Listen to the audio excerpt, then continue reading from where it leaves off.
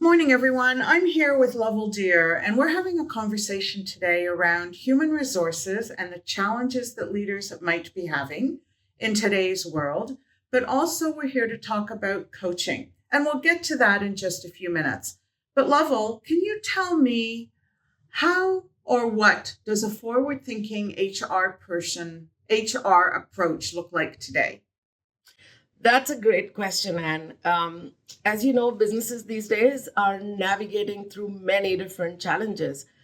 There is economic uncertainty, there are workforce shortages, there's technological disruption, and we have four generations of people who are working together.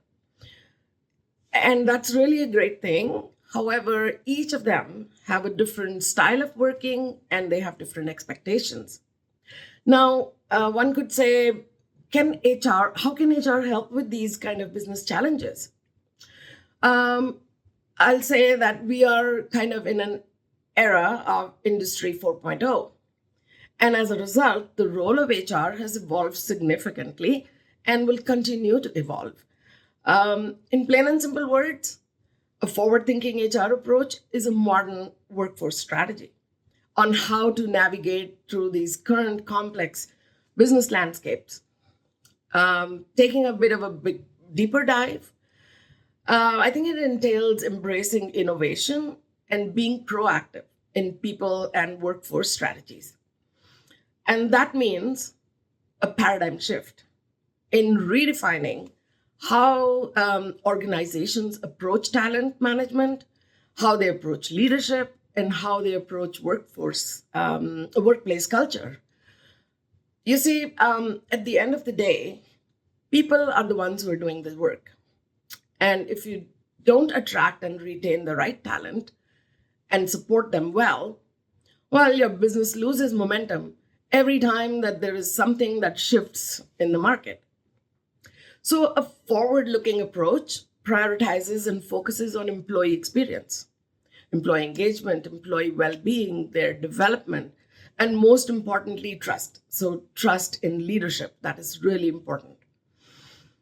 It involves being more strategic in all these areas of an employee's work life cycle, as well as leveraging data to gain insights into what are the workforce trends, what about employee performance, and etc. So that gives leaders a better understanding, and they can make sharper and informed decisions.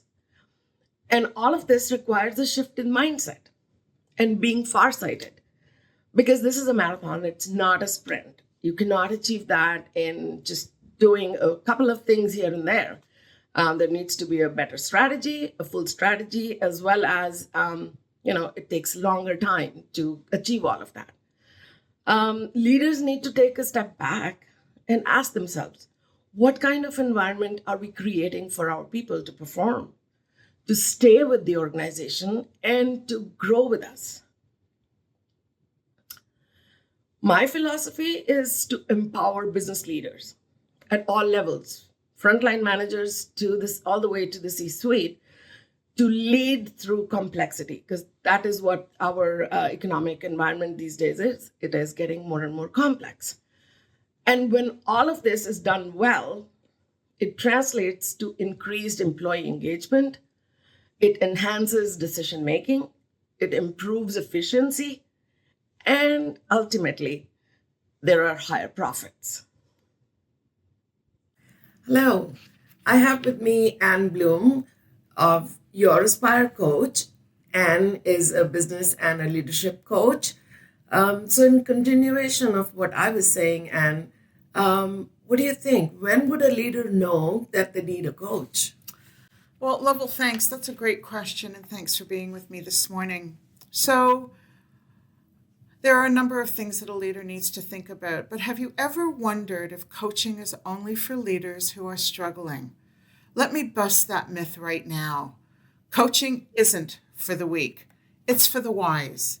Smart leaders know success isn't a solo act. So, how do you know when it's time to bring in a coach? Well, let's talk about the different signs.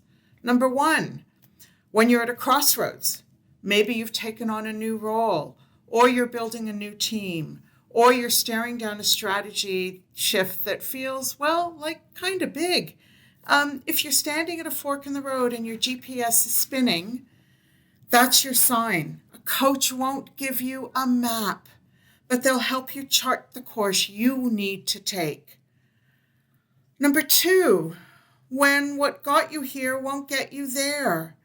You've done well, but now something's off. You're hitting ceilings, performance ceilings, team dynamics, maybe even your own energy level. That's your growth knocking. A coach helps you spot blind spots, shift your mindset, and stretch into that next level of leadership. Number 3, when feedback gets, well, kind of quiet. Let's be honest. When you lead, feedback gets filtered. People stop telling you the truth.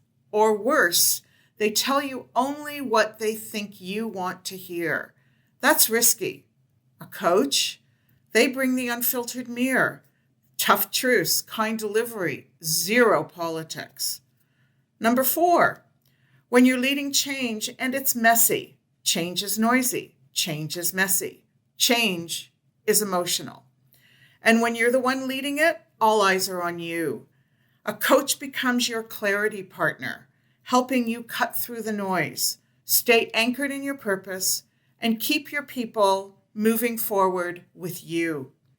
Number 5, when you want to go from good to great. Look, Tiger Woods didn't hire a coach because he couldn't golf. He hired one because he could. Coaching isn't about fixing you, it's about elevating you. If you're already good and you want to be exceptional, that's your moment. Number 6, when the pressure's high and the stakes are higher. Some days, leadership feels heavy. Like the decisions you make have ripple effects on people, profit, and progress. When the stakes are that high, and a coach gives you a private, judge-free zone to think, to strategize, and to lead with courage, clarity, and authenticity. So when do you know you need a coach? When you're growing, when you're leading change, when you're tired of doing it all alone. The best leaders don't wait for a breakdown. They invest before the storm. Because coaching isn't a last resort.